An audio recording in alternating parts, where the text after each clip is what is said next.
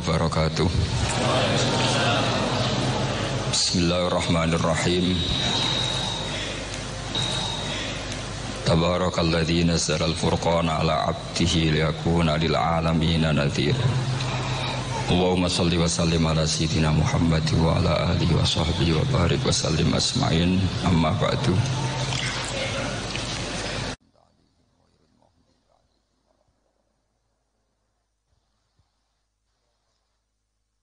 Kalau terusakan nggih kultu al-asah wa anna Muhammadar Rasulullah. Terus di antara syaratnya tasyahud kita melafadzkan asyhadu alla ilaha illallah wa asyhadu anna Muhammadar Rasulullah. Wa sabata lan tetep fi sahihi Muslimin ing dalam sahih Muslim. Itu mulai kultu al-asah anna Muhammadar Rasulullah. Wa aqallu sholati utai sithik maca sholawat ala Nabi sallallahu alaihi wasallam wa alihi lan keluargane Nabi iku Allahumma sholli ala Muhammad wa ali. Terus untuk syarat sah itu cukup melafadzkan Allahumma sholli ala Muhammad wa ala ali. Itu syarat pokok sah. Supaya nanti yang latihan sholat itu ora berat-berat. Nah, mbok latih nganti kama sholeta wis sumpek, ape ngapalno wis sumpek. Sampeyan aja bayangno sing ngiyai wis suwi, bayangno sing lagi masuk napa? Islam utawa sing lagi gelem sholat. Nah, sing bangsa lagi gelem sholat itu golekno paket paling hemat, napa? Jadi pokoknya cukup Allahumma sholli ala Muhammad. Terus kita harus belajar aqallul fardhu. Monggo. Ya, jadi meskipun idealnya adalah wa sholli ala sayyidina Muhammad wa ala ali sayyidina Muhammad kama shallaita ala sayyidina Ibrahim, itu ideal, napa? Ideal, tapi untuk memenuhi syarat sah hanya cukup Allahumma sholli ala Muhammad. Terus yang lagi gelem salat iku ora usah kei paket sing jelimet. Cukup Allahumma sholli ala Muhammad wa ala ali. La wa ziyadatu te nambahi ila hamidum majid maring lafat innaka hamidum majid iku sunnatun iku sunnat. Fil akhiri ing dalam tasyahud akhir. Itu jelas ya. Melafatkan sholawat sampai finish innaka hamidum majid itu hanya berstatus sunnat. Yang paling pokok namung Allahumma sholli ala Muhammad. Ya, ini penting supaya kita bisa mentoleransi atau memaklumi saudara-saudara kita sing nembe napa? Nembe napa? Salat. Nembe salat mbok ajari nganti buar ya. Yo kacau. Agama ini pokoknya yasiru wala tu'asiru basyiru wala tunaffiru. Mun kula terusno. Wa kadza wa kas sunnat addu'a tidu atau wa kadza wa ka hukmit tasyahud nganti hamidum majid addu'a tidu ba'dahu sakwise ikilah hamidum majid. Terus doa setelah itu juga berstatus sunat. Umumnya jenengan donga napa nak bar hamidum majid? Allahumma inni a'udzubika min adzabil qabri wa min adzabin nar wa min fitnatil mahya wal mamati wa min fitnatil masiihid dajjal. Itu juga berstatus napa? Sunnat. Jadi pentingnya ulama itu akan milah-milah mana yang dilakukan standar ideal, mana yang harus dilakukan standar apa? Fardu atau minimal. Jagani orang yang baru masuk Islam atau baru mau sholat. Ora sholat puluhan tahun terus kon ngapal Allahumma inni a'udzubika pusing. Apalagi kalau sering dengar dajjal dikira nama baik terus anaknya dijenakno dajjal. Itu banyak loh. Saya tuh punya teman namanya Dolin. Tak tanya kenapa namanya Dolin, kan ada di Quran. Jadi kadang orang itu mikirnya itu, saya pernah punya santri sorogan, itu nak maca waqala syaitanu lamma qudiyal amru. Di mana nih waqala lan ngendikan. Sapa asyaitonu setan? Lho itu setan kok ngendikan. Ini kan Quran. Karena bacanya tafsir apa? Jalal. Ayat itu kan ada di Quran. Makanya dia maknani waqala lan ngendikan sapa asyaitonu setan. Tak tanya, ini setan kok ngendikan? Kan di Quran Gus. Karena sedang maknani apa? Quran. Ya artinya kalau orang awam kamu ajari wa min fitnatil mahya wal mamati wa fitnatil masiihid dajjal, pikirannya kok terkenal sekali dajjal itu. Sampai sholat saja disebut. Itu kalau sampai ngidolakan, itu sampai yang dosa itu. Jadi kalau orang awam wis cukup Allahumma sholli ala Muhammad sing baru sholat atau abangan baru apa? Sholat. Kasih paket hemat sing apa? Yang fardu-fardu saja. Ya, jadi jelas ya. Jadi gunanya fikih itu memastikan mana akal standar paling pokok, mana yang sunnah. Jadi sehingga kita bisa memaklumi lah orang-orang yang baru sholat. Terus kalau terusaken wa maksuruhu tawi donga sing dinukil saking Rasulullah sallallahu alaihi wasallam iku afdalu tentu berstatus luwih apik. Jadi doa yang diajarkan Nabi tentu lebih baik ketimbang doa kreasine sampean. Karena kalau sampean mengkreasi doa itu pasti satu karena nafsu. Itu pasti. Ya Allah, jadikan seorang kaya raya yang punya karyawan 10.000. Oh itu doa kriminal itu. Artinya kalau Allah nyembadani sampean harus memiskinkan 10.000 orang. Karena tanpa mereka dimiskinkan nggak jadi buruh sampean kan gitu. Jadi gayanya baik tapi agak kurang ajar. Karena bayangkan orang lain miskin jadi buruh. Apalagi kalau doa gini, ya Allah, jadikan seorang kaya yang rumat 1.000 orang yatim. Itu kalau doa sampean mustajab harus mematikan 1.000 bapak. Supaya ada ya yatim. Makanya donga ojo aneh-aneh, itu bahaya itu. Apa meneh nak donga ngene? Dongakno kula sugih Gusti ben saged nyafaati Gus Mbak Habibidin. Kersane saged nulung, berarti ke mbayang aku kere. Kere terus disantuni kan kurang ajar betul. Ora usah donga kreasi itu bahaya karena coba kalau sampean donga ya Allah paringi kula sugih ben saged nyantuni Gus Mbak. Berarti kalau doa itu mandi, saya dimiskinkan dulu, butuh santunan. Ngawur sekali doa itu. Makanya yang pernah doa gitu dicabut ya mulai hari ini itu. Kelihatannya mahabbah tapi itu kriminal itu apa? Enggak boleh. Maka dalam kitab Hikam itu diterangkan gini, saya masih ingat betul di Hikam. Doa itu enggak boleh pakai kreasinya sendiri, meskipun itu wali. Masyhur kan ada wali dia itu hamal. Hamal itu tukang mikul barang di pasar itu. Jadi dia dapat opah itu karena manol. Apa Bu kalau di sini? Hamal ya, tukang manol. Kuli angkut itu. Basa Jawa nih kok. Manol. Kok tahu? Kanca. Itu dia tukang manol di pasar itu. Dapatnya uang kalau ngangkat barang dari toko ke mobil mungkin ya kalau sekarang contohnya mobil. Karena dia itu wali, setelah dapat uang kalau sekarang mungkin hanya 5.000, makanya cukup untuk beli uduk, bisa makan sudah. Enggak usah nunggu 10.000 itu sudah kedonyan kalau wali. Wali punya uang 10.000 itu sudah kedonyan. Wali itu ya. 5.000 pulang bisa makan ya sudah. Makanya sekali, kalau wali 3 kali susah jadi wali. Hanya sekali. Kecuali jalur khusus. Habib itu jalur khusus, nggak bisa dikiaskan. Itu terus berdoa gini, ya Allah saya ini kekasih jenengan, saya makan hanya butuh sekali untuk kuat sujud. Bu ya saya kasih rezeki yang nggak usah kerja. Masuk wali jadi manol. Singkat cerita ada satu peristiwa dia dituduh maling, terus dipenjara. Penjara tiap pagi dapat rezeki, sore dapat rezeki. Terus tanya, ya Allah kenapa harus di LP? Kan kamu minta rezeki tambah kerja. Rezeki tambah kerja ya penjara itu. Gitu. Terus semenjak itu dia kapok dongo yang kreatif. Karena tadi kan dia minta rezeki yang tanpa kerja. Apa itu coba? Penjara. Makanya tidak usah berdoa yang aneh-aneh. Ya, tidak usah berdoa yang apa? Termasuk berdoa gitu. Ya Allah saya ingin kaya supaya bisa nyantuni Gus Bak. Itu kriminal. Karena kalau Allah nyembadati doa kamu memiskinkan saya, layak disantuni, terus kamu santun. Enggak boleh doa seperti itu, enggak boleh. Atau ya boleh tapi aku yakin enggak mandi. Ya enggak apa-apa, paling enggak mandi aja. Karena Allah mesti mihak saya lah itu. Sembrono donga itu. Makanya wama suruhu afdol, doa yang dinukil dari Rasulullah SAW itu tentu lebih afdol karena diujarkan atau dilafatkan oleh orang sing afdolul khalqi. Makanya Sayyidah Aisyah itu gak mau resiko kalau berdoa itu masyhur Sayyidah Aisyah. Inni as'aluka ma sa'alaka minhu apa bihi?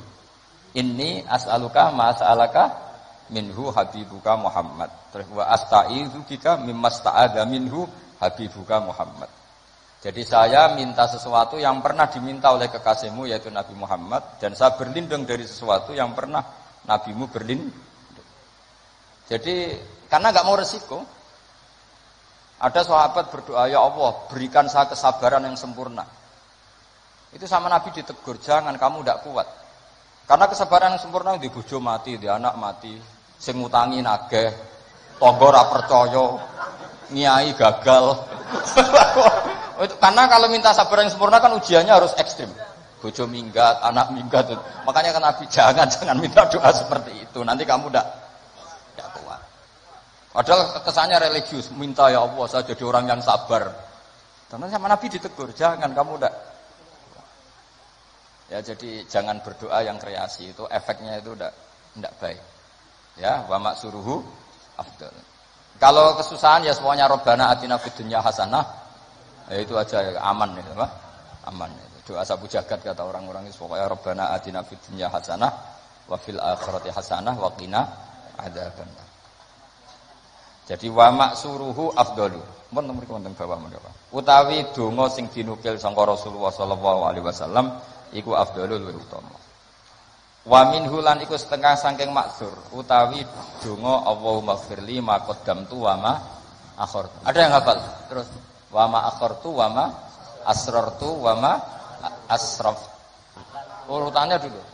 Allahumma firli ma qaddamtu wa ma akhartu wa ma asrartu wa ma a'lantu. Terus antal muqaddimu. Kok nak bab donga apalan ya? Tukang jaluk ternyata.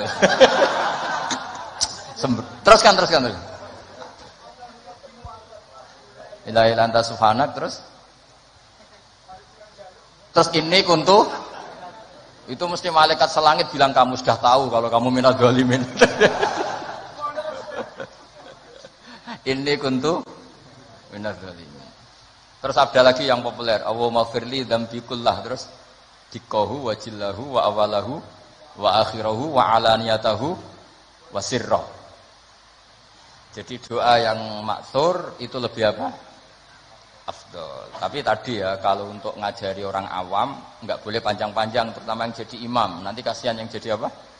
Makmum. Jadi ajarannya Nabi itu kalau orang jadi imam, sholatnya itu disuruh cepat. Itu zaman sahabat. Cepat tuh nunggu disuruh. Alhamdulillah kan kita tanpa disuruh sudah cepat. Jadi zaman sahabat itu zaman masih waras. Sehingga untuk sholat cepat saja nunggu diperintah Rasulullah. Andai kan Rasulullah menangi zaman akhir, pernah perintah cepat apa enggak? Oh enggak pernah, karena sudah cepat sekali, sudah tidak cepat lagi ya Pak. Cepat sekali, malah mungkin agak dilarang. Maksudnya cepat tidak seperti itu. Karena kita sudah parah. Masa terawih hanya berapa? 7 menit ya? Itu 20 rakaat. Berarti 7 menit itu berapa berarti? Itu dibagi 20, berarti per 3 menit ya? Dapat 2 rakaat. Parah itu. Untungnya sholat sunat. Kalau sholat fardu tak demo itu. Ya itu ya. Jadi termasuk yang warid atau maksur adalah Allahumma firli ma qaddamtu wa ma akhartu saterusnya. Wa yusannu lan den sunanto apa ala yazida. Ing yen to ora nambe apa doa ala qadri tasyahudi ing atase kadar tasyahud wa sholati lan kadar sholawat ala nabi sallallahu alaihi wasallam. Nah ini fikih yang sangat saya setuju. Sebaiknya kalau minta sesuatu kepada Allah tidak melebihi sighatus tasyahud atau sighatus sholawat ala Rasulillah sallallahu alaihi wasallam. Ini fikih yang sangat etis menurut saya, sangat beretika. Mosok nyebut Nabi Allahumma sholli ala Muhammad, berapa kalimat Allahumma sholli ala Muhammad misalnya 3 kalimat. Padahal Nabi yang mensyafaati kita, yang sudah baik mengeluarkan kita minadz dzulumati ilan nur. Tapi ketika kepentingan kita bisa berkalimat-kalimat. Iku jare Allah mesti ngene, iki piye? Eling nabine mau tolong kalimat, eling hajate dhewe berkalimat-kalimat. Iku gak duwe etika. Mana ndonga ku aja nglangkai kadar tasyahud dan salat alan Nabi. Makanya saya itu termasuk orang yang kalau baca sholawat itu jarang berdoa, mau sidik tok di belakang. Jangan sholawatnya sedikit, kemauannya banyak. Makanya selawat masisiyah itu menurut saya itu bagus sekali karena nyifati Nabi panjang sekali. Nabi adalah orang yang manfalakotil anwar waratakotil haqaiq, disifati banyak baru minta sedikit. Kalau kamu kan enggak. Allahumma barakati sholat ala Nabi Muhammad sallallahu ala Muhammad ikdi hajatina wa hajati abaina wa abnaina. Terus bakas bapak boe tanggane nyebutin Nabi pisan tapi nyebut hajatnya enggak barbar. Itu sangat tidak sopan dalam aturan yang benar. Tapi dalam aturan toleransi itu tidak apa-apa. Wong ilmunya baru sampai situ, paham ya? Jadi ini jelas ya. Apa wa yusannu apa? Apa tadi itu? Wa yusannu alla yazida ala qadri tasyahud wa salat ala nabi sallallahu alaihi wasallam ya. Doa itu ya sunat, tapi usahakan proporsinya jangan lebih panjang ketimbang apa? Syahadat dan salat. Karena ini menyangkut etika. Menyangkut apa? Etika. Masa nyifati Allah sekenanya, misalnya ingat Nabi juga sekenanya, kemudian ingat hajatnya sendiri panjang. Ini jelas ya, jadi itu etika ya. Makanya alhamdulillah guru-guru kita ngajari sholawat itu paket lengkap. Kan kita sholawat kita kan paketnya lengkap. Coba sekarang dihitung saja. Allahumma sholli ala sayyidina Muhammad wa ala ali sayyidina Muhammad kama shallaita ala sayyidina Ibrahim wa ala ali sayyidina Ibrahim. Wa barik ala sayyidina Muhammad wa ala ali sayyidina Muhammad kama barakta ala sayyidina Ibrahim wa ala ali sayyidina Ibrahim fil alamin innaka Hamidum Majid. Terus paket doanya sedikit. Ya tadi karena kebetulan sampai napalnya kan hanya Allahumma inni a'udzubika min adzabil qabri wa min adzabin nar fitnatil mahya wal mamat fitnatil masiihid dajjal. Jumlah itu dengan sholawat tadi banyak mana? Banyak sholawat itu masih bagus. Ya jadi apa ya menurut saya fikih ini bagus ya. Jadi apa? Disunatkan doa itu tidak melebihi jumlah apa? Tasyahud dan sholat. Kira-kira ya seperti itulah etikanya memang seperti itu. Ya jadi kecuali doa itu panjang tapi kamu tidak niat disembadani, mau bukti butuh yang pangeran. Makomnya Syed Abdul Haddad. Tapi potongannya sampean mesti ndak. Syed Abdul Haddad itu saya berdoa bukan karena saya butuh, untuk menunjukkan saya istiqor dan ibtihal sama Allah. Jadi yang minta itu bukti butuh saja, tapi nggak ingin disembadani. Tak pikir sampean ndak seperti itu. Ayo jaluk tenan, arah disembadani. Jare nak jaluk disukani Gusti, lah kok boten malah protes. Itu malah repot. Pun kula terusno ya. Waman te sapane wong ajaza iku apes sapa man anhuma saking tasyahud lan sholawat tarot jama mongko nerjemah sapa man. Ana sing maca tarjamah iki sami. Wa ya tarot jamu lidua wa dzikri al mandub sapa al ajizu lal qadiru fil asah. Jadi untuk orang yang tidak mampu melafadzkan tasyahud secara bahasa Arab itu boleh pakai apa? Terjemah. Ini enaknya Islam. Dan itu tidak termasuk dianggap kalam ajnabi, kalam yang keluar dari sholat, karena tasyahudnya masih tentang apa? Ibadah. Ya saya teruskan. Tapi alhamdulillah di Indonesia itu tidak terjadi. Di Indonesia itu luar biasa. Yang paling awam pun itu pakai bahasa Arab. Makanya tidak usah bayangkan ada sholat bahasa Indonesia. Makanya ada cerita, ini kisah nyata itu. Ada wartawan Indonesia di Gaza, ngeliput perang di tinggi Golan itu di Gaza. Dia nggak bisa bahasa Arab, bisanya bahasa Inggris. Ditanya sama wartawan Timur Tengah, kamu bisa bahasa Arab? Nggak bisa. Nah, ya sudah gitu aja dia ngomong bahasa Inggris sama wartawan Timur Tengah. Setelah sholat, dia jadi imam yang orang Indonesia. Itu fasihnya masya Allah. Kabiro, walhamdulillah kasiro, subhanallah ibu kroto. Sampai at-tahiyatul mubarakatus, sholawatut, thayyibat. Akhirnya dicucuk. Wah kamu tawaduk sekali, bahasa Arab kamu fusha katanya. Karena bacanya benar, kabiron maf'ul mutlak ya nasab.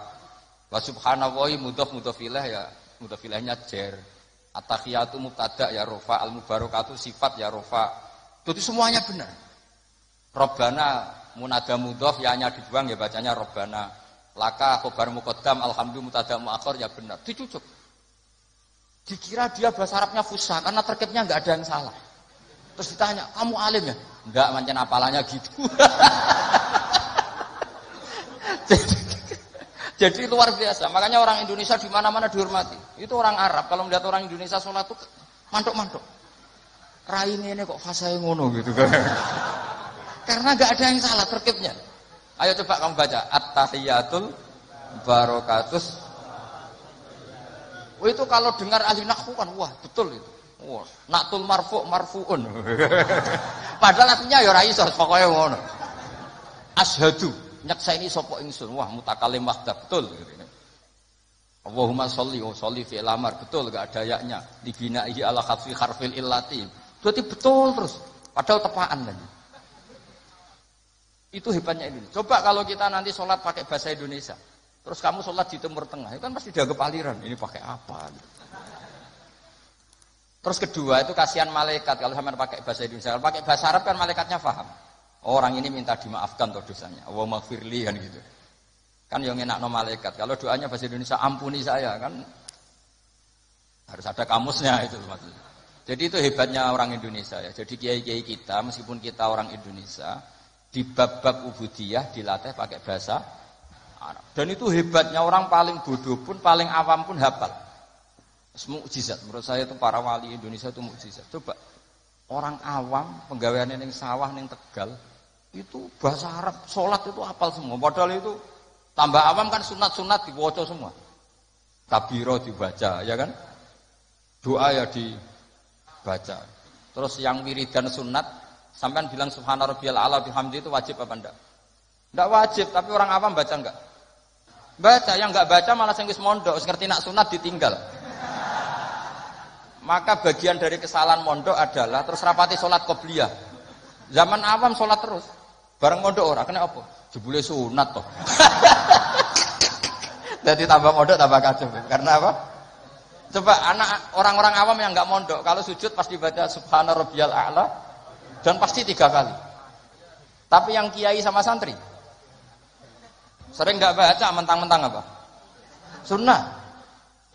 Bener mana orang awam sama kiai ya lo dalam hal itu? Loh, sembrono. Jadi kadang kita ini korban ilmu.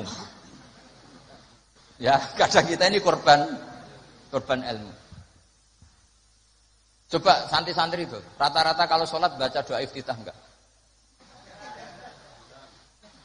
Sama ndak usah protes, oh paling Gus Bak ya ngono, ora usah ngono to.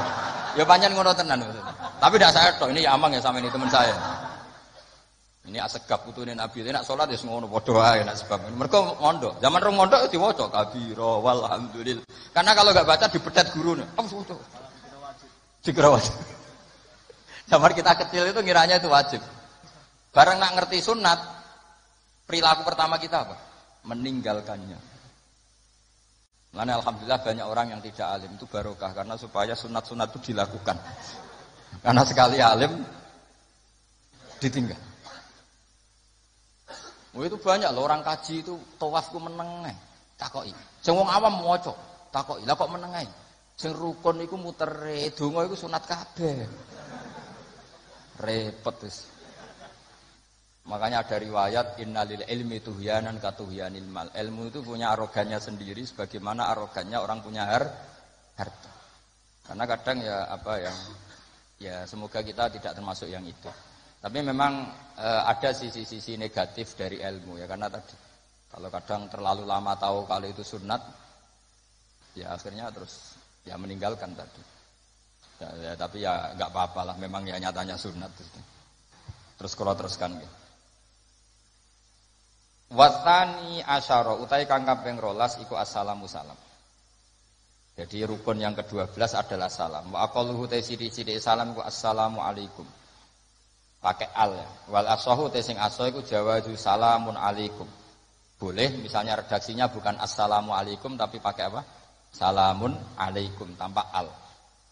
Al asah utai sing asa al mansus la yujzihu ran nyukupi apa salamun alaikum hu ing iki wong. Wallahu a'lam. Wa annahu lan satemene kelakuan iku la tajibu wajib niatul khuruji niat keluar saka salat maksud. Wa akmaluhu te sempurna-sempurnane salam assalamu alaikum warahmatullah. Ya kita kan jadi sebetulnya yang wajib hanya assalamu alaikum. Tapi karena kita taunya assalamu alaikum warahmatullah ya kita semua bilangnya assalamu alaikum warahmatullah. Marrota ini kelan rong ambalan yaminan kelawan arah nganan wasimalan kelawan arah ngiwa.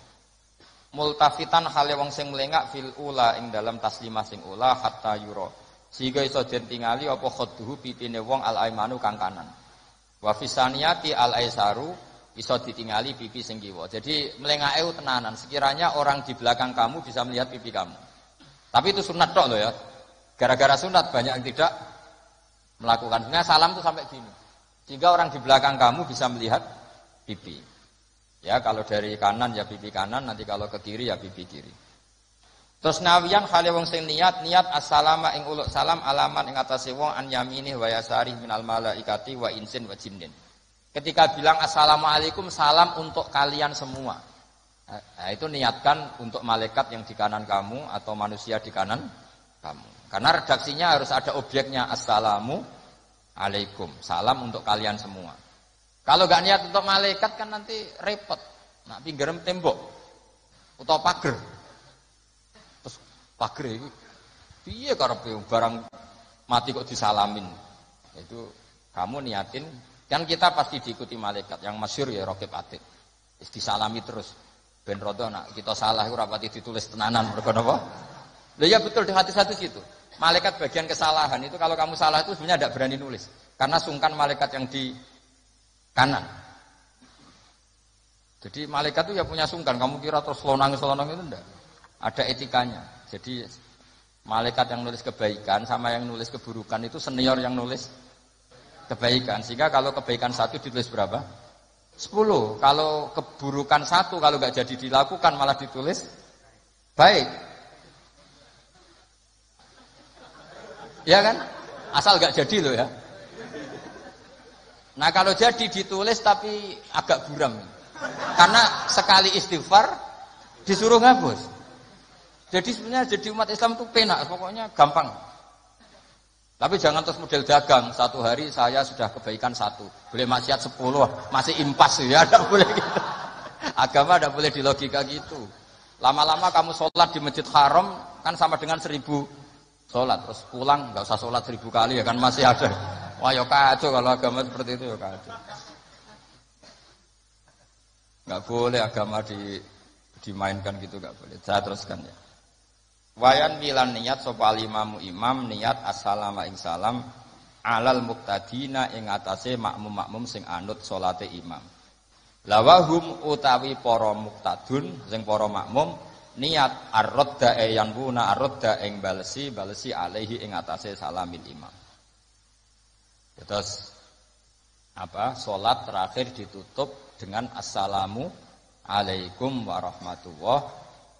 Idealnya juga diniati keluar dari sholat. Nah kenapa penting diniatkan keluar dari sholat? Karena setelah salam pertama itu memang benar-benar kamu sudah ada sholat. Karena yang jadi rukun adalah salam pertama. Salam kedua itu sunat. Makanya secara fikih itu ulama berdebat. Apa sebaiknya setelah itu makmum berdiri? Sebaiknya loh, bukan syarat sah. Apa sebaiknya makmum langsung berdiri? Apa sebaiknya nunggu imam salam kedua? Ada ulama yang mengatakan yonta ini tapi sediluk wae. Kuwatirnya nak imame lali terus gak usah salam kedua. Terus resiko kedua adalah rabtus sholat biman laisa fi sholatin. Setelah imam salam pertama, artinya statusnya imam masih sholat apa enggak? Enggak kan? Berarti makmum menghubungkan sholat dengan orang yang sudah tidak sholat. Jadi itu menjadi masalah fikih, paham ya? Sehingga ya sudahlah kita standar saja, ya jangan terlalu nunggu, ya tapi ya jangan terlalu cepat. Ya yang umum saja lah, yang umumnya orang. Cuma sampean tak ajari fikih kan, sampean minta saya di sini kan ngajar fikih, sampean jangan protes. Nanti orang kudus jadi begini, kudus tidak usah gitu, ilmu ya ilmu saja, tidak usah diprotes. Setelah imam salam pertama, statusnya dia masih sholat apa enggak? Enggak kan? Sudah keluar dari sholat. Artinya kalau makmum terlalu lama, dia mengikatkan sholatnya dia sama orang yang statusnya sudah tidak sholat. Paham ya? Tapi kalau kamu terlalu langsung berdiri, kamu kan tidak tahu kepastian assalamu lagi sin podok mem. Kok ada as langsung muatek. Ini makmum balik lowong belum selesai kok. Ya pokoknya gitulah sampean nanti kalau soleh ya bisa sendiri lah. Pokoknya sudah gitu. Saya hanya ngajarkan secara status fikihnya, status fikihnya seperti itu. Ya. Jadi salam yang benar-benar rukun itu hanya salam pertama. Dan karena salam pertama sudah dilakukan imam, artinya imam itu wis tidak sholat. Anda kalau sampai terlalu lama berarti menggantungkan sholat kamu dengan orang yang sudah tidak sholat. Nah ini yang saya akan memberi maklumat ke sampean. Ini penting saya utarakan. Terus ada keunikan dan ada perbedaan. Kalau sampean sholat imamnya itu biasanya habis sholat madhep mana? Umumnya di kiai ini sampean tetap madhep kiblat apa madhep ngalor? Cara Indonesia. Ayo yang madhep kiblat, kiainya madhep kiblat ngaco. Yang gampang itu. Kiblat. Yang Serong. Buka Serong koyo wong nakal lho. Madep utara, madep ngalor. Apa? Berapa? Imam sampean madep ngalor. Terus nak sing madep ngetan? Enggak ada kan? Mau nampak jawab, oh yang madem ngetan kubu sebelah, oh nah aneh. Ya enggak usah gitu. Itu filosofinya begini. Nah ini penting ya, penting saya jelaskan. Di tek-tek hadis sahih, saya ulang lagi di tek-tek hadis sahih. Itu Rasulullah setelah salam itu redaksinya aqbala alaina biwajhi. Maka Nabi menghadap ke kita dengan wajahnya. Berarti kira-kira kalau di Indonesia menghadap mana? Timur. Tapi itu tidak konsisten. Konsisten itu ahyanan, tidak konsisten itu ahyanan. Nah, kenapa guru-guru kita tetap madhep kiblat? Karena afdhalul jihad itu kiblat. Kadang guru kita kadang menghadap apa? Utara. Tapi sebagian guru kita juga kadang menghadap ke timur, misalnya langsung ngaji. Itu filosofinya gini di beberapa sarah di Fathul Bari itu. Nabi itu kan sholat, dengerin ya, Nabi itu sholat. Makmumnya itu rata-rata itu kadang 7 kilo dari dalamnya Nabi. Dengerin ya, berapa? 7 kilo, enggak pakai motor ninja enggak, 7 kilo pakai onta. Kalau sampean bilang 7 kilo pakai motor kan cepet. Resikonya apa? Ini dengerin, awas kalau salah. Berarti kalau salah sanad. Maksudnya sampean yang salah, bukan saya. Artinya andekan, tak ulang lagi, andekan Nabi tetap berposisi menghadap kiblat, maka makmum yang baru datang tuh ngira Nabi masih sholat. Sehingga wis kadung Allahu Akbar langsung duduk. Karena ngiranya Nabi masih, padahal Nabi sudah tidak sholat. Maka untuk mengantisipasi itu Nabi memaklumatkan diri dengan ahwalnya, perilakunya, beliau menghadap makmum. Supaya ada kepastian kalau beliau sudah selesai sholat. Sehingga karena illatul hukmi seperti ini, kita fleksibel. Kadang madhep kiblat, kadang madhep ngalor, kadang madhep ngetan. Itu ada filosofinya, orang gagah-gagahan. Ada yang madhep ngetan terus. Pokoknya Nabi seperti ini, tidak seperti itu. Semua perilaku Nabi yang tidak wajib, itu disarah-sarah disebut ahyanan. Sesekali tempo. Maka yang penting bagi imam itu begini. Yang penting setelah selesai salam itu tunjukkan kalau sholat kamu selesai. Makanya banyak yang terus astagfirullahaladzim buanter untuk menunjukkan ini sudah mulai wiridan ba'das sholat. Jadi sebetulnya kalau menurut fikih beling itu boleh saja kamu mengatakan bar salam wis bar lodul. Tapi itu kan beling sekali masuk bar sholat. Tapi itu bagus. Bagus untuk kelas kamu maksudnya supaya ada kepastian bahwa sholatnya sudah selesai. Oh, Nabi utut. Wah, ini malah lebih sesat lagi yang di belakang ini. Itu ada ilmunya, sampean cek di Fathul Bari. Supaya kenapa saya cerita ini? Biar yang menghadap ngalor ya gak fanatik, yang menghadap ngetan juga tidak. Karena itu hanya untuk menunjukkan kalau Nabi sholatnya sudah selesai. Coba bayangkan Nabi itu idola kan, sudah jauh-jauh 7 kilo. Ke situ naik unta atau naik kuda. Terus ngerti Nabi masuk madhep kiblat, mesti cara sampean alhamdulillah Nabi urung salam kan gitu. Barang wis melok lungguh jebule Nabi subhanallah alhamdulillah. Lah terus makmume beling, wah rugi aku. Repot, mosok makmum Nabi kok muni rugi. Mari Nabi ra kondo nak wis bar. Perkara ndak kira-kira seperti itu. Nah, daripada perkara Nabi secara ahwal menunjukkan kalau sholatnya selesai, Nabi menghadap makmum. Sebagai maklumat, kalau sholatnya sudah selesai. Clear ya? Sehingga kamu tidak perlu berdebat. Sunat mana Gus? Madhep ngalor sama madhep ngetan. Kok malah takok sunat? Ngaji sik lagi takok.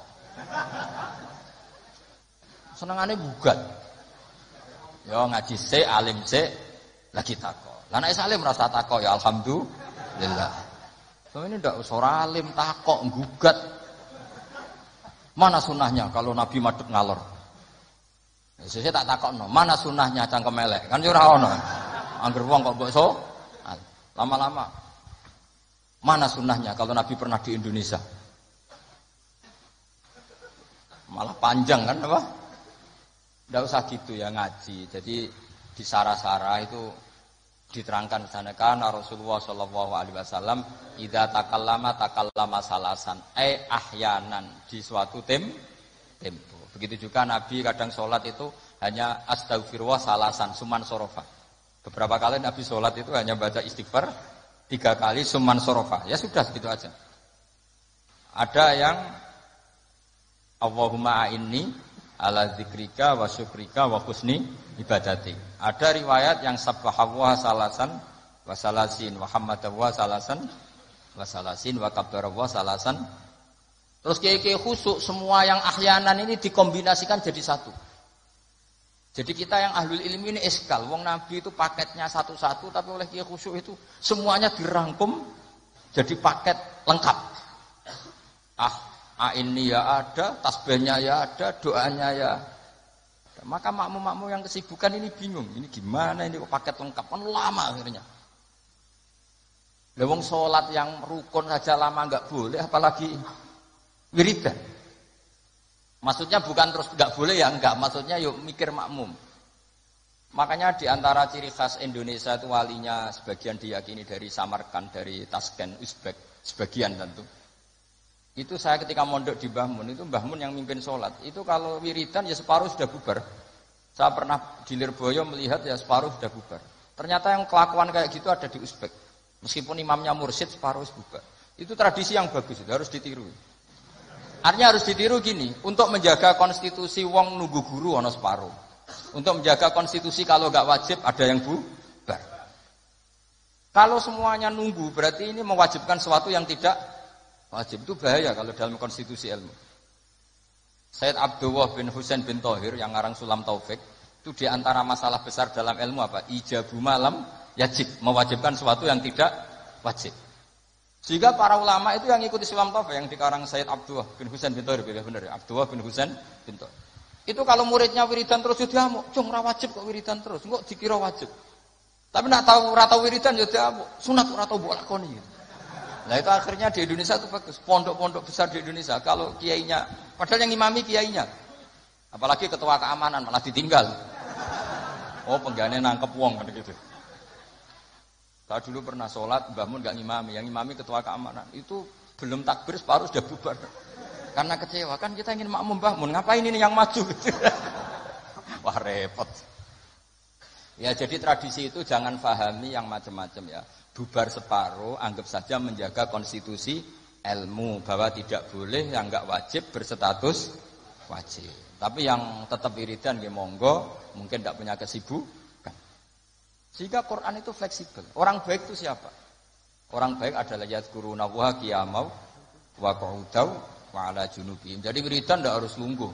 Sambil berdiri ya boleh, sambil jalan ya boleh. Fa idza qudiyatis sholatu fantashiru fil ardi wabtaghu min fadlillah wazkurullaha katsiran. Itu ayat wazkurullaha katsiran itu setelah fantashiru ya sudah, kalau mau bubar ya bubar enggak apa-apa. Tapi harus selalu ingat Allah.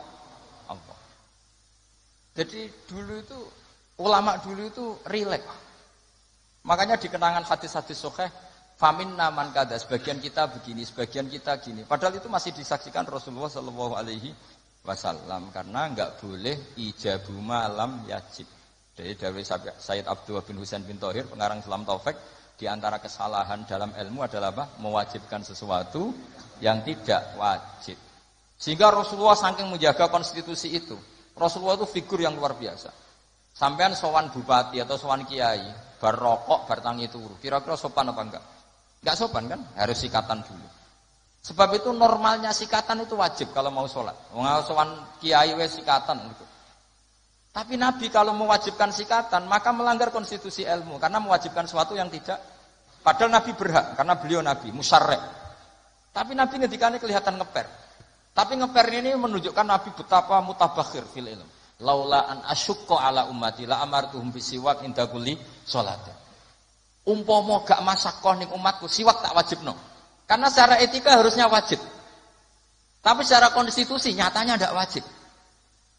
Nah karena baina ini kira manane baina. Ya antarane iku be antarane iku Nabi ngendikane laula an asyukko. Nabi itu suka qiyamul lail itu suka sekali, bukan enggak sekedar suka. Sehingga beliau qiyamul lail di masjid. Tapi ketika sahabat ikut qiyamul lail lagi, Nabi enggak keluar lagi. Karena takut dianggap wajib. Itu Nabi. Makanya saya itu sebenarnya kepengen poso Senin Kemis, tapi nganggur kiai kok poso Senin Kemis kok dikira wajib. Mulane aku ora tau poso. Maksudnya aja ditiru, ini mau cerita. Ini agak-agak arogansi ilmu, tapi memang harus ada yang jaga konstitusi ilmu. Ini saya punya teman ya amang rokokan. Mungkin untuk menunjukkan ada kaul sing ngarani oleh. Buktinya aku rokok.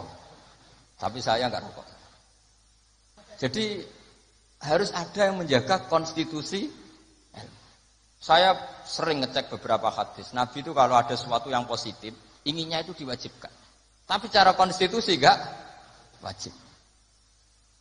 Misalnya menggambarkan betapa pentingnya taatnya istri sama suami. Nabi ngendikan gimana coba? Kalau saja boleh, seseorang makhluk boleh sujud sama makhluk, maka saya akan memerintahkan seorang istri bersujud sama suaminya. Tentu suami yang tidak kayak sampean, maksudnya itu gambaran. Sampean rasa disujudi, ora dipisoi sampai. Artinya Nabi itu menjaga konstitusi ilmu itu luar biasa. Ya kayak tadi, normalnya sikatan itu wajib gak? Wajib kan, normalnya loh. Karena tangi turu berrokokan. Terus muni Allahumma lakal hamdu bul. Tapi kalau diwajibkan secara konstitusi tidak wajib. Tapi secara etika wajib. Makanya ketikanya ngeper laula an asyukko ala umat. Sekarang tak beri contoh lagi. Ndak ini ngaji. Saya tadi sudah pamit sama Habib Bidin. Saya kalau Rejab itu memang enggak ngaji sudah. Jadi saya peraih bukan ada masih di Damaran. Nanti saya tinggal satu pertemuan. Rejab ruah puasa itu saya tidak ngaji seperti ini. Jadi jeda. Anggap aja sinau menel, kulaan. Karena memang kalau mau Rejab itu banyak yang khataman di rumah. Jadi saya fokus ngurusi santri yang mau apa? Khataman. Tapi memang itu adat saya seperti tadi. Saya sudah matur Habib Bidin, matur Habib Amang, Habib Ali sudah. Memang artinya enggak ada apa-apa, bukan karena bosan sampean bosan. Ya rontok lah mungkin, tapi bukan karena itu. Saya beri contoh. Sekarang doa paling mustajab itu jam berapa? Kalau jam Indonesia kira-kira. Jam 3 kan atau setengah 4 lah. Kenapa harus ada sholat isya yang di Kudus jam berapa biasanya sholat isya? Biasanya setengah 8, anggap aja setengah 8 lah aman kalau jam. Maka Nabi ini ngeper, tapi ngepernya pinter, ngeper dari ilmu, bukan ngeper dari ragu. Ngeper itu ada dua, ada ngeper karena nggak ngerti, ada ngeper saking pinternya. Kayak saya ini kalau ngaji sampean itu kan ngeper. Di satu sisi sunat karena diminta Habib Bidin, di sisi lain setengah dosa meninggal pondok. Itu mesti ngeper, kalau orang alim ngeper. Kayak sampean ngaji ini, saya tidak tahu malaikat ditulis ngaji cari ilmu, apa nggak dari masalah di rumah, tidak tahu saya. Itu orang alim pasti ngeper. Beda tipis ya. Itu mesti, itu bukan mungkin, mesti. Coba status Anda ini nyari ilmu apa dari masalah? Sebagian ya nyata nyari ilmu yang nggak punya masalah, sebagian ya memang. Maka penjaga kuburan di wali-wali tak tanya, wong sing tukang ziarah piye? Ngene Gus, nak ziarahe sak jam, biasanya wong bener. Nek telung dino alamat ket. Itu bukan karena hebat, mesti utangnya akeh. Apa meneh nak sak wulan, wah rondok, mesti rondok buruan baton. Maka Mbah Mun pernah cerita ke saya. Jadi kiai itu ya sinau, kadang itu ya keliru. Tak pikir keliru apa? Ternyata gini. Dhisik aku latihan kiai, nek ana bocah prainan ning pondok tak puji. Wong prainan kok gak mulih, berarti cah sregep. Pernah Mbah Mun sebagai orang soleh itu husnudzon. Suatu saat ditakoki, "Cung kok ora mulih wong prainan? Timbang ning omah kan ngarit, Mbah." Kagetnya Mbah Mun. Lecok Cung tiwas husnudzoni gitu. Ya kan daripada ning omah prainan ngarit kan ada ning pondok. Coba kalau sampean ini di rumah. Wah ambek bojomu, kono anak murusi. Lawang tutup, wedhus mlebokno. Daripada gitu ngaji gitu. Tapi ya ada yang, tapi tidak semua. Saya yakin tidak semua, cuma banyak. Nggak, ini bukan suudzon, ini ilmu. Ilmu itu tidak suudzon. Ilmu itu analisis, apa? Analisis. Loh itu betul loh. Saya meskipun guyon itu punya sanad. Nabi itu setiap kali ada perempuan hijrah ke Medina, pertanyaan pertama gimana? Kamu ikut saya karena iman billah wa rasuli, apa kamu ada masalah dengan suami? Jadi kalau sekarang kamu ngaji, ini ada masalah sama istri apa nyari ilmu? Ayo jawab. Kalau nyari ilmu, buktinya dapat apa enggak? Kan nyari tidak perlu ketemu, Gus, ya sudah dibantah. Saya teruskan ya. Betapa Rasulullah itu luar biasa. Menjaga konstitusi ilmu, tapi yang menjaga etika. Sudah, kalau doa mustajab 3:30 atau jam 3. Kenapa sholat isya 7:30? Yang di waktu yang tidak begitu itu Nabi pernah sholat isya itu 3:30 kalau jam Indonesia kira-kira. Sampai Umar masyhur itu. Nama Sibyan, orang-orang sudah tidur. Nah Umar sampai bengok-bengok supaya Nabi itu bangun.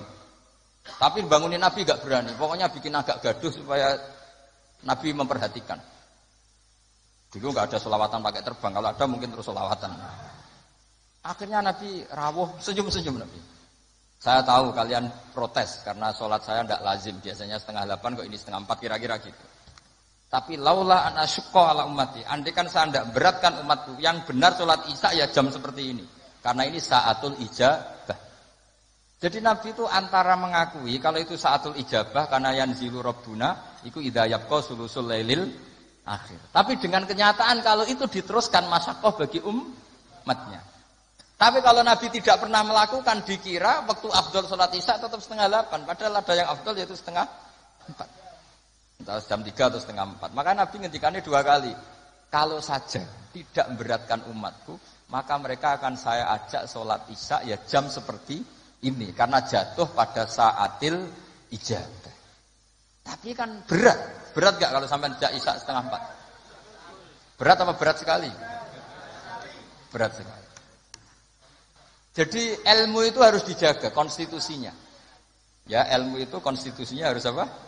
Dijaga. Kayak tadi wa aqalluhu Allahumma sholli ala Muhammad. Meskipun kita tidak akan meraktekkan sholawat dengan hanya Allahumma sholli ala Muhammad, tapi harus kita jaga. Ben nak ngelatih sholat wong awam sing lagi gelem sholat tidak langsung memberatkan.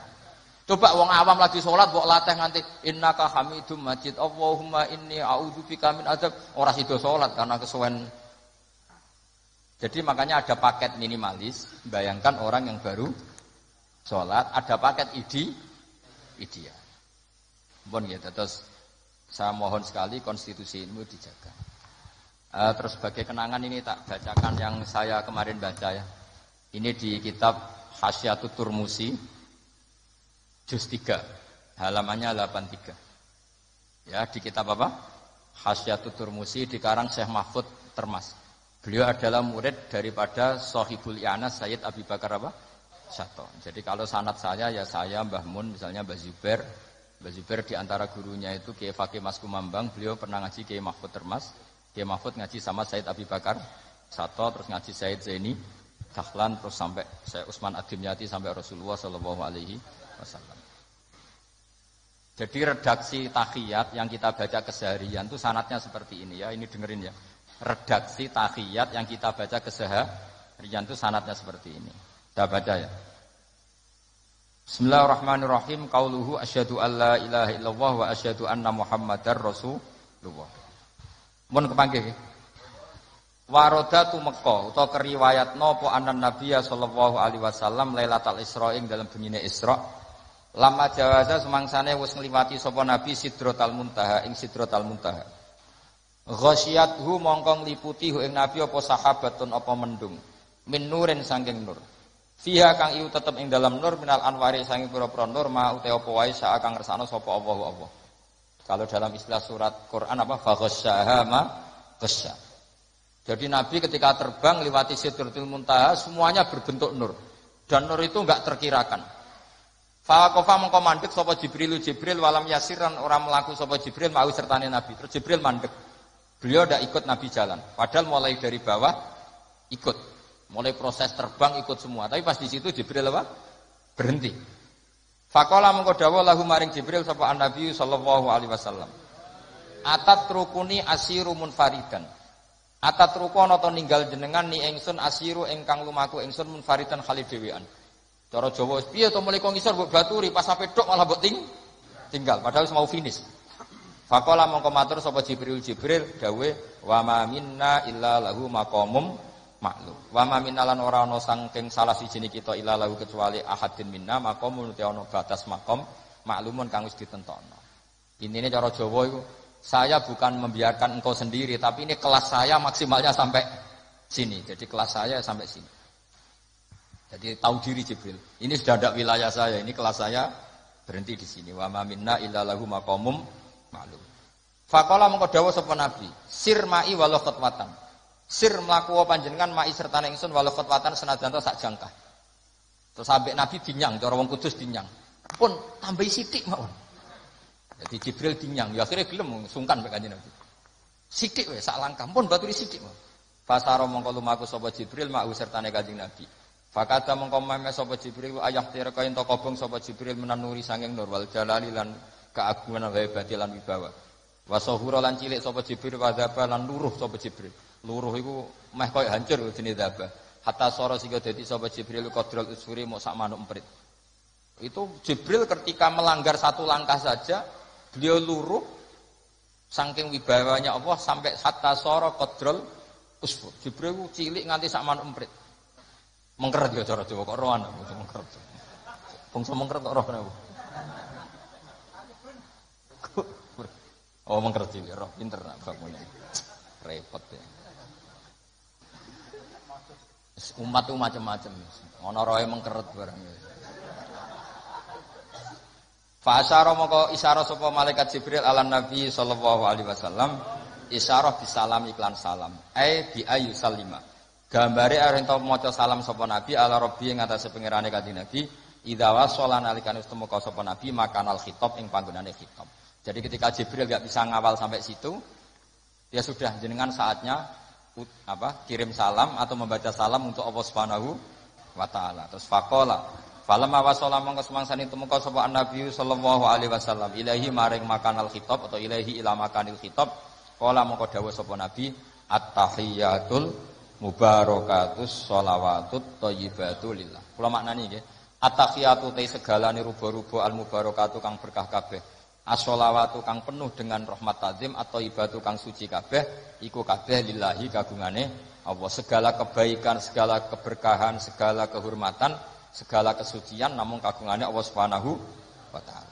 Faqala mongko jawabi sapa Allah taala. Allah menjawab assalamu alayka ayyuhan nabiyyu wa rahmatullahi wa barakatuh. Jadi ini sebetulnya tahiyat itu dua kalimat yang satu dari Nabi, yang sebagian klausulnya dari Allah. Jadi at-tahiyatu sampai lillah dari Nabi, yang assalamu alayka dari Allah untuk Kanjeng Nabi. Itu aslinya seperti itu. Ya, faqala Allahu assalamu alayka ayyuhan nabiyyu wa rahmatullahi wa barakatuh. Assalamu te salam ka alaika ing atase panjenengan ayuhan nabi wa rahmatullahi wabarakatuh. Nah, ketika Allah sudah membalas Nabi seperti itu, Nabi itu ingin jangan hanya saya yang selamat. Ini saking syafaqahnya welase Kanjeng Nabi Muhammad sallallahu alaihi wasallam. Kan Allah hanya ngendikan assalamu alayka, kamu itu dijamin selamat Muhammad. Terus Nabi kepikiran, ndak umatku sing kudus sing ngaji minhajut thalibin iki piye? Wis ngaji ora pati paham iki piye? Wis ngaji ambek menghindari masalah iki piye? Jadi Nabi ingin ampun kula tok Gusti sing tok napa? Salam. Itu saking syafaqahnya Rasulullah sallallahu alaihi wasallam. Makanya tak baca biar semua tambah mahabbah kepada Rasulullah sallallahu alaihi wasallam. Fa ahabba mongko kepengin itu seneng banget. Fa ahabba mongko kepengin banget utawa seneng banget sapa Nabi sapa Kanjeng Nabi Muhammad sallallahu alaihi wasallam. Ayakuna yen ta ana iku li ibadillah kedhe pira-pira kaulen Allah as-solihina kang saleh kabeh apa nasibun apa jatah bagian min hadzal maqam sangi ilah maqam. Faqala mongko dawuh sapa Nabi assalamu alaina wa ala ibadillahis sholihin. Jadi Nabi nambahi piyambak, ampun saya tok Gusti tapi juga untuk semua hamba yang soleh. Ya soleh itu kelas-kelasan. Ada yang kelas wali, kelas amatir, kelas rakyat. Pokoknya kelas rakyat itu soalnya enggak zina ya soleh, enggak maling ya. Pokoknya enggak dosa gede ya. Soleh senajan to pentino rokokan ning perapatan soalnya dosa gede ya. Soleh. Pokoknya sesuai kelas masing. Ya kalau kelas awam kan pokoknya wabistina binil kabair tufaru saghairu wajal wudu yukaffiru. Enggak nglakoni dosa gede ukuran orang awam ya wis napa? soleh. Sampeyan kon ngilangi sak dosa cilik, ora oleh delok wong wedok, gak oleh ngrasani lara gremeng wis taqabbal wa minna minkum. Ora bakalan wis sebetulnya. Bar diudoni jadi ada yang mari jare. Sabar ya, Pak. Sing ilang dosane tak gajarane ya. Delok wong wedok 15 udune pisan. Berarti sing kanthil iki piro? Cek 14. Ini umatnya Nabi bagian kacau tapi enggak apa-apa. Nanti juga dapat syafaatnya Rasulullah SAW. Ya, jadi Nabi ketika dapat salam dari Allah, beliau ingin salam itu tidak hanya untuk beliau, tapi untuk semua yang soleh, untuk umatnya. Makanya Nabi menambahkan sendiri, Assalamu alaina wa ala ibadillahis sholihin. Karena Nabi berempati, bersimpati, respect sama semua yang ada di alam raya ini, yang soleh, yang iman, makanya soleh ya gampangannya iman. Maka mereka akhirnya menjawab, faqala mengko jawab sama jami'u ahli samawati, semua penduduk langit, asyhadu alla ilaha illallah wa asyhadu anna muhammadar rasulullah. Hadza ifham hadza. Wa inna ma lam yahsul amsira hasilin nabi sallallahu alaihi wasallam. Apa misluma? Apa sepadane perkara hasula kang hasil apa mali Jibril keti malaikat Jibril minal masyaqqati saking repot wa adami taqati lan orang mampu. Mergo li anna nabiyya kana sanjene kanjeng Nabi Muhammad sallallahu alaihi wasallam iku muradun iku nabi sing dikersakno rawuh teng ngene Sidratil Muntaha wa matlubun lan sing disuwun rawuh teng Sidratil Muntaha. Artinya gini, Jibril mau sampai sana kan sampai terbakar sampai kayak al-usfur. Nabi Musa ketika ingin melihat Allah juga jatuh pingsan. Karena Musa yang ingin melihat Allah. Salahe kepengin roh cara Jawa lho, cara Jawa gampangane omong salahe kepengin roh. Sementara Nabi itu ubudiahnya luar biasa. Beliau sholat, beliau dakwah, pokoknya dakwahno agamane Allah. Terus Allah yang ingin Nabi itu ketemu Allah. Berarti Nabi berstatus apa? Murad, dikehen. Maka beliau tidak mengalami kesulitan kayak yang dialami Nabi Musa. Ya kayak kira-kira gini, saya kesini ditimbali Habib Bidin. Kan nggak mendapat kesulitan. Wong ditimbali, dikawal. Saman kan teko-teko dhewe, kadang yang temangsang ning nguri kan kira-kira ngono. Kira-kira contoh gampang. Jadi lah misal Gus Bak sing nderekno sampean ya tok kene iki batas akhir. Nganti tok munggah diamuki wong, kuwi sapa kono ngarep kan. Ya kira-kira gitulah contoh gampangnya gitu. Nah, Nabi ini muradun wa matlubun, memang beliau dikehendaki Allah ketemu Allah. Sehingga agak ngalami kesulitan kayak yang dialami Jibril dan Nabi Musa. Itu maksudnya apa? Li'annan nabiyya sallallahu alaihi wasallam muradun wa matlubun. Fa'ata mongko paring ing Kanjeng Nabi sapa Allah kuwatan ing kekuatan wastidadanan kekuatan persiapan litahammuli hadzal maqam maring nanggung utawa bebane ikilah maqam. Bi khilafi sa'iril makhluqati lan berbedani pira-pira makhluk. Lam yutik ora kuasa sapa ahadun wong suci minhum sang para makhlukat hadzal maqam ikilah maqam. Walidzalika lan krana are iki adamu itaqati ahadin minhum. Lama tajalan semasane muncul sapa Allah walal jabal ing atase gunung indakka mongko dadi hancur apa jabal wa ghara lan luruh apa jabal fil ardi ing dalam bumi wa kharra lan tersungkur sapa Musa saikon hale kesem berminal jalali saking haibahe Allah dzil jalali wal ikram. Mergo ni anna Musa krono satemene Musa muridun wong sing karep ketemu pangeran wa talibun lan sing kepengin ketemu pangeran. Tapi pangerane dhewe kan gak janjian. Maksudnya pangeran itu urung janjeni ketemu Musa wae sing kepe, maka prosedur itu harus ditempuh. Sementara Nabi Allah yang ingin ketemu. Beda napa mboten? Ya beda sekali. Yang ngojak ngaji sesuk pinter dhewe. Tapi aja terus kula sing kesel sampean sing kepenak. Wa Muhammad dan asatane kanjeng Muhammad sallallahu alaihi wasallam muradun iku sing dikersakno wa matlubun lan sing diminta. Jadi kenapa Nabi Muhammad tidak mengalami kesulitan? Karena memang Allah yang menghendaki ketemu sehingga diprosesnya dipermudah matlub.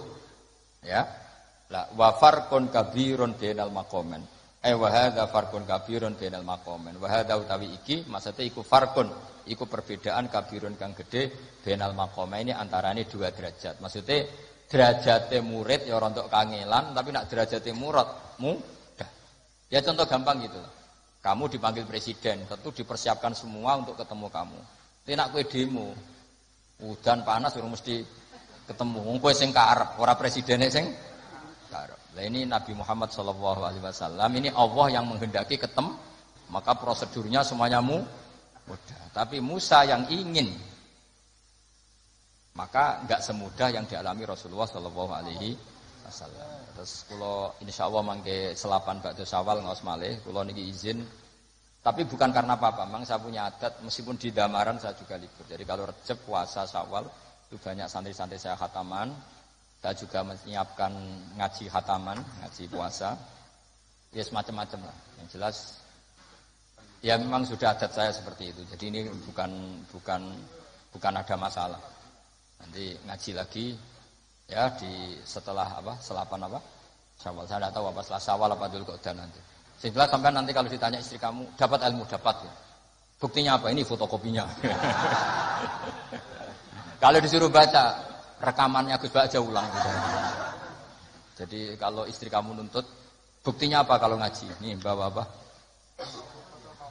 Itu nanti yang ingin ya fotokopi di teman-temannya, ya itu sudah saya ijazahkan ya. Jadi yang tidak punya fotokopi yang ada di teman-teman, ya itu luar biasa. Ben nambahi mahabbah kita sama Rasulullah Shallallahu Alaihi Wasallam. Ya, Assalamualaikum warahmatullahi wabarakatuh. Salajengipun semoga kita dherekaken osan Maulid Nabi ingkang badhe kapimpin dening panjenenganipun Mas Afif ugi para habaib. Semoga qasidah